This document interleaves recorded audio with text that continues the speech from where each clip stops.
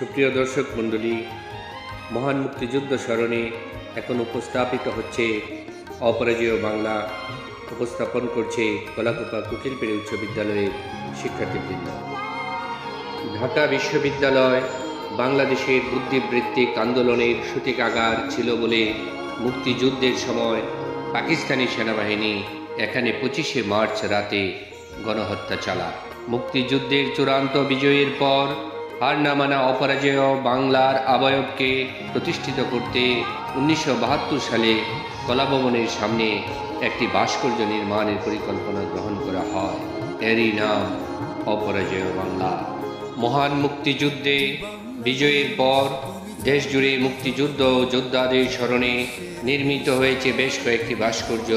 এসব ভাস্কর্য বহন করে দেশের মুক্তিযুদ্ধের চেতনা ও সংগ্রামী ইতিহাস। বাংলাদেশের স্বাধীনতা যুদ্ধের স্মরণে নিবেদিত একটি ভাস্কর্যটির বিষয়বস্তু 3 জন দণ্ডায়মান মুক্তিযোদ্ধা। এটি নির্মাণ করেন মুক্তিযোদ্ধা ভাস্কর সৈয়দ আবদুল্লাহ খালিদ। অপরাজেয় বাংলা নামকরণটি করেন মুক্তিযোদ্ধা ও সাংবাদিক সালেহ চৌধুরী।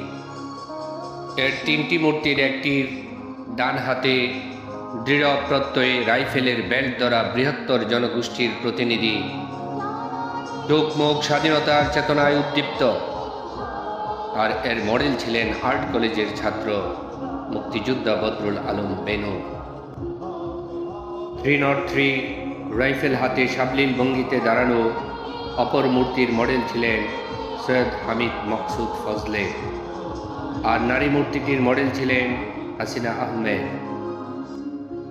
বাংলাদেশের স্বাধীনতা সংগ্রামে নারী পুরুষ নির্বিশেষে সর্বস্তরের মানুষ অংশগ্রহণ করে।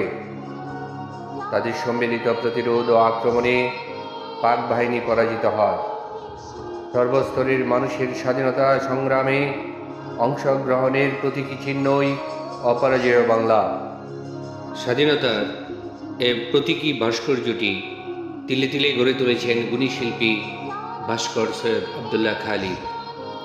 ঢাকা বিশ্ববিদ্যালয়ের কলা ভবনের সামনে বেদিতে দাঁড়ানো 3 মুক্তিযোদ্ধার প্রতিচ্ছবি যেন অন্যায় ও বৈষম্য দূর করে দেশে সাম্য প্রতিষ্ঠার গান গাইছে। মুক্তিযুদ্ধের চেতনা ছড়িয়ে দিচ্ছে ঢাকা বিশ্ববিদ্যালয়ের শিক্ষার্থীদের মাঝে। এ ভাস্কর্যে সব শ্রেণীর যোদ্ধার প্রতিচ্ছবি তুলে ধরা হয়েছে।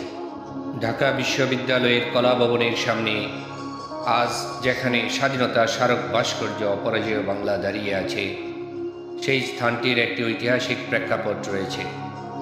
1971-এর সেই অগ্নিজরা দিনগুলোতে এখানেই বাংলাদেশের প্রস্তাবিত পতাকা উত্তোলন করেছিলেন তৎকালীন ছাত্রনেতারা। স্বাধীনতা পরবর্তী পর্যায়ে 1973 সালে ওই স্থানে একটি স্মারক ভাস্কর্য তৈরি করা হয়েছিল, কিন্তু নির্মাণ শৈলীতে ত্রুটি রয়েছে এই মর্মে তা ভেঙে ফেলা হয়। নতুন করে স্থানটিতে আরেকটি ভাস্কর্য নির্মাণের সিদ্ধান্ত নেয় ঢাকা বিশ্ববিদ্যালয়ের ছাত্র সংসদে তথা ডাকসু এর তৎকালীন নেতৃবৃন্দ।